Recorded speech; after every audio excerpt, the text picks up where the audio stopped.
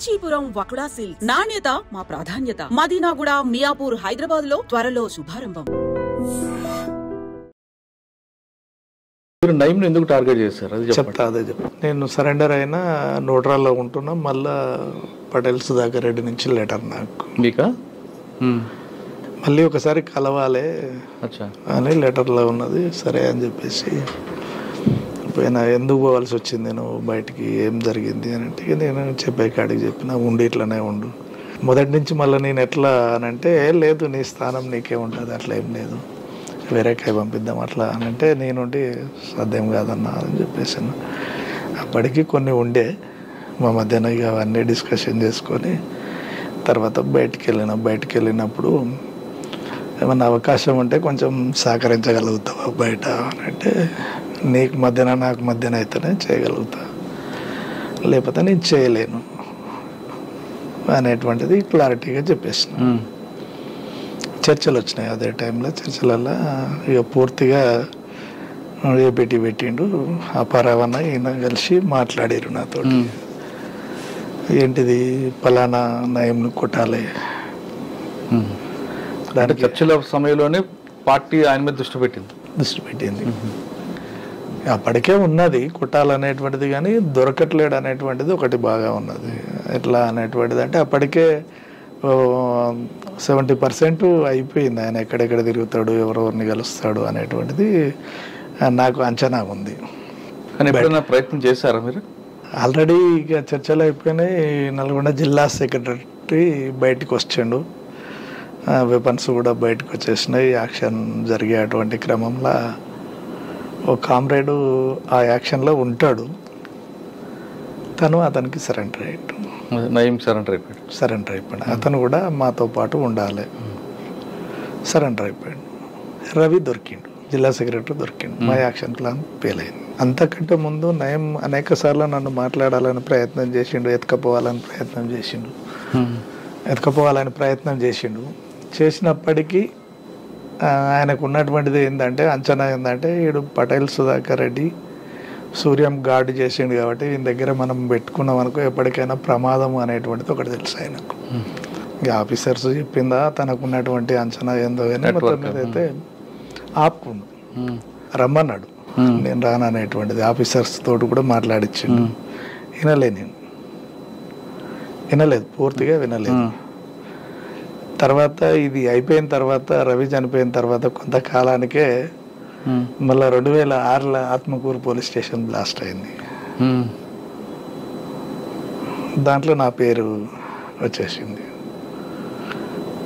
నేను దళానికి గెలుస్తున్నా అనేటువంటిది జిల్లా కమిటీలో లెటర్లు పంపిస్తున్నారు అని. దాంట్లో ఏమైందంటే ఆత్మకూరు ఇన్సిడెంట్ అయిన తర్వాత ఆత్మకూరు పోలీసుని ఎందుకని టార్గెట్ చేశారు?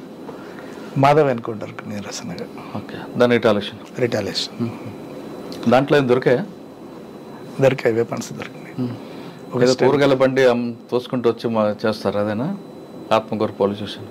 అదేం కాదు, నైట్ టైం చేసేసి 6 గంటలకు 7 గంటలకు. ఎవరు ఉన్నారండి? షాన్ పాషా.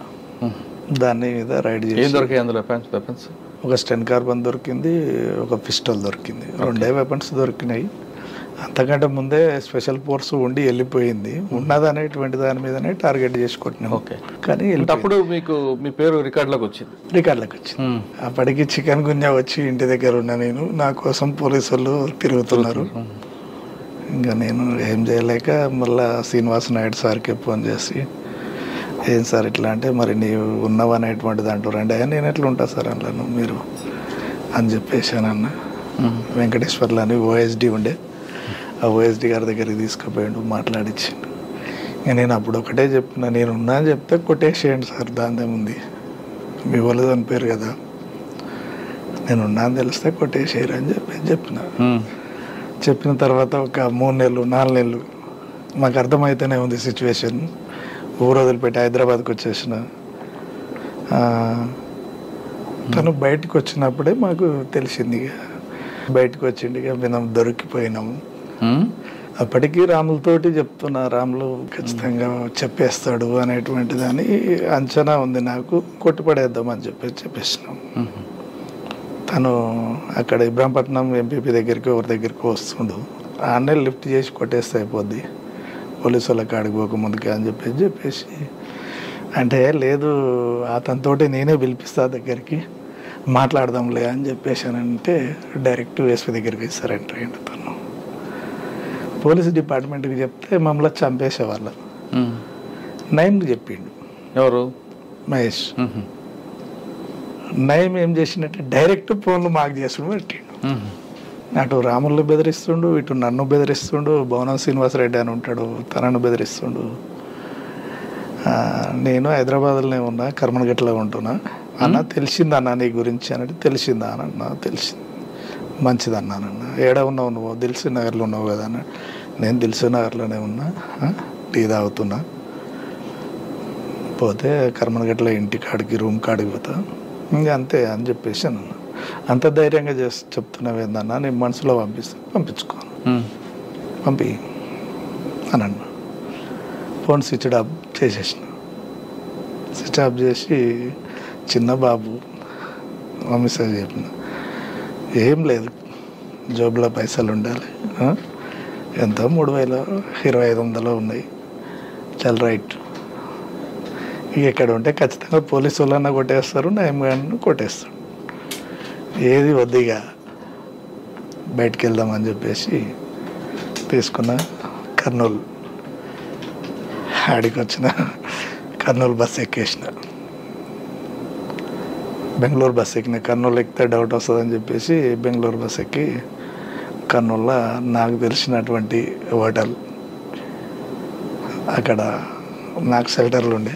కర్నూలు అంతా తిరిగిన కాబట్టి నేను వచ్చిన వరకల్లా పోయి డోర్ కొట్టగానే తీసిరు. ఎక్కడే ఉన్నా 2 రోజులు 3 రోజులు 4 రోజులు ఇంకా తనతోటే వేరే ఒక ఏపీటీ పెట్టి పలానా ఏరియా ముచ్చుమార్ కాడ మనకు పలానా ఆయన ఉంటాడు, అక్కడ ఇచ్చిరండి, లెటర్ ఇచ్చిరండి అని చెప్పేసి ఒక లెటర్ రాసిన. నేను వేరే దగ్గర ఉంటానా అని చెప్పిన. అని మళ్ళీ ఇంటికి వేరే ఫోన్ నుంచి ఫోన్ చేసి మా అన్నని కర్నూలు వరకు రండి, మీరు కర్నూలు కూడా రాకండి, కర్నూలు యువతలనే అల్లంపూర్ వరకు రండి అని చెప్పేసి అక్కడికి పిలిపించి బాబుని వాళ్ళకు ఒప్పచెప్పి మళ్ళీ కర్నూలుకి వెళ్ళిపోయినా. కర్నూలుకి వెళ్ళిపోయినాక ఒకరోజు తర్వాత మళ్ళా వేరే ఫోన్ వచ్చింది, పార్టీ కాంటాక్ట్. అది కాంటాక్ట్ కాదు.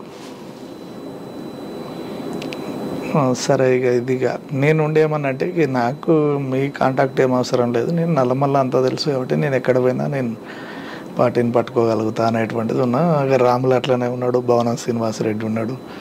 ఇంకా వాళ్ళు కూడా ఎటు పోలేని పరిస్థితి. రాముల భార్య ప్రెగ్నెంట్ అప్పుడు, రాములేమో తీసుకుపోతే చంపుతాడు అనేటువంటిది. తర్వాత భవనం శ్రీనాథే ఇంకా అటు ఇటు కలిసి మళ్ళీ పార్టీ కాంటాక్ట్ పెట్టుకొని మళ్ళీ 2 నెలల తర్వాత 2 నెలలు నయంకు దొరకకుండా ఉన్నాం. తర్వాత మళ్ళీ పార్టీలోకి వెళ్ళిపోయినా. మధ్య అడుగు కాడ ఏపీటీ. అన్న పార్టీకి రెండోసారి వెళ్ళక ముందు అక్కతో మీ పరిచయం ఎలా జరిగింది? మీ ఇద్దరికి పెళ్ళి ఎవరు చేశారు? ఈ పెళ్ళి అంటే అనుకున్నాము పార్టీ. అక్క మీకు నల్లమల్ల పరిచయం? నల్లమల్ల పరిచయం. నల్లమల్ల పరిచయం బయటికి వచ్చినాక పెళ్లి చేసుకున్నాం. అంటే పార్టీకి చెప్పే చేస్తున్నారా? ఇద్దరు ఒకటేసారి వచ్చినాం కదా, ఇద్దరం అరెస్ట్ అయినాం అనేటువంటిది స్టేట్మెంట్. అంటే అరెస్ట్ అయ్యాక పెళ్లి చేసుకున్నారా? తను ఇక నేను పోను అనేటువంటిది ఒకటి. నాకు ఎవరు లేరు, అమ్మా నాన్న ఎవరు లేరు, పోయినా చావాల్సిందే. అక్కకి పెళ్లి చేసుకుంటా మీరు చెప్పారా, అక్క మీకు చెప్పిందా ముందు? అందరూ పోలీస్ డిపార్ట్మెంట్ భార్యాభర్తలు అనుకుంటుంది అంతే. ఇంకా తీరా నేనే ఉండే ఇట్లా కాదు అనేటువంటిది అంటే తను ఇక ఖచ్చితంగా ఇక నేను పోలేను, నేను చచ్చిపోతా అన్నట్టు సర్లే ఇక ఉండని. ఎవరైతే ఎక్కడ పెళ్లి చేసుకున్నారు? ఇంటి దగ్గరనే చేసుకున్నాం. ఇక కలిసి ఉన్నాం అంతే. ఇంకా పెళ్ళి అనేటువంటిది ఏం లేదు, కలిసి సహజీవనం అంతే, భార్యాభర్తలు లెక్క. కానీ మీరు బయటకు వచ్చి అజ్ఞాతకు వెళ్ళిన తర్వాత నయంకి మరైపు టార్గెట్ అయ్యారు మీరు? అంటే మీ చేతిలో నయం ఎలా ఎస్కేప్ అయ్యాడు? ఎప్పుడైనా ఒక సంఘటన గుర్తుందా? అంటే ఇక మేము టీం ఫామ్ కాలేదు మాది. రవితోటే, జిల్లా సెక్రటరీ తోటే బ్రేక్ అయ్యింది. కానీ కొంతమంది పోలీసులు మిమ్మల్ని కానీ లేదా మిమ్మల్ని పర్టికులర్గా తీసుకెళ్ళి నయంకి హ్యాండ్ ఓవర్ చేసే సంఘటన జరిగింది. నేను సెకండ్ సరెండర్ అయినప్పుడు ఎస్పీ ఆఫీసర్కే ఫోన్ వచ్చింది. ఎవరో నల్గొండ విజయ్ కుమార్ సార్ ఉన్నాడు. విజయ్ కుమార్ సార్. నేను ఇంకా మీడియా ముందుకు పోలేదు. ఎవరో ఒక ఆఫీసర్ వచ్చి ఇచ్చిండు, నాకు అంత పరిచయం కూడా లేదు. ఫోన్ మాట్లాడి మీకు ఇచ్చాడు. ఫోన్ మాట్లాడానంటే మాట్లాడమనంటే నేనుండి మాట్లాడినా. అన్న బాగున్నావా అనే వచ్చినావా, ఇంకా ముక్కలు చేస్తానంటే సరే మంచిది చేసుకోండి, చేయండి పర్వాలేదు అనేటువంటిది అని అన్న. తర్వాత మీకు ఎప్పుడు ఎదురుపడలేదు? ఎదురు పడలేదు నాకు. నేను ఇంకోటి ఏంటంటే అనేక సార్లు ఫోన్లు వచ్చినాయి, నేను రెస్పాండ్ ఇవ్వలేదు. మీడియాకు కూడా చెప్పలేదు, నేను మీడియాకు కూడా చెప్పలేదు, కూడా ఎక్కువ చెప్పలేదు. ఆయన బయటకు వచ్చాక ఖచ్చితంగా మిమ్మల్ని టార్గెట్ చేయాలి, చంపడం కోసం అయితే చస్తాడు అనేటువంటిది తెలుసు. చంపగలగడు, ఏం లేకున్నా నిరాయుధంగా ఉన్నా చంపుతాడు వాడు అనేటువంటిది తెలుసు. ఒకవేళ నయీం మీ మీద అటాక్ చేశాడు అనుకుంటే అప్పట్లో మీరు ఎలాగ దాన్ని చేయగలుగుతాం? ఎలా రిమూవ్ చేయగలుగుతాం? అంటే ఆయన రాడు కదా, మిమ్మల్ని ఏదో రకంగా ట్రాప్ చేస్తాడు, తీసుకెళ్ళి ఆయన హ్యాండ్ ఓవర్ చేస్తారు. అర్థమవుతుంది కదా మనకు, మనం ఇప్పుడు మన వైపు ఎవరున్నారు, ఏం చేస్తారు అనేటువంటిది క్లారిటీగా ఒక క్లారిటీ ఉంటుంది. అంటే కొత్త పరిచయాలు ఎక్కడి అనేటువంటిది. ఇంకోటి దరిదాపు కూడా తనతోటి పరిచయాలు ఉన్నటువంటి వ్యక్తులను కూడా నేను అవాయిడ్ చేసేది. ఓకే. అంటే నయీం మీద మీకు ఆల్రెడీ ఒక అభిప్రాయం ఉంది, ఆయన బెదిరింపులు ఇవన్నీ కూడా. ఆయన ఎన్కౌంటర్ అయిన తర్వాత మీకు ఏమనిపించింది? ఎప్పటికైనా చావాల్సిన వాడే అనిపించింది. మా చేతిలో చచ్చేటోడు ఎక్కడో చచ్చింది కదా అనేటువంటిది కొంత మిగిలి ఉండే.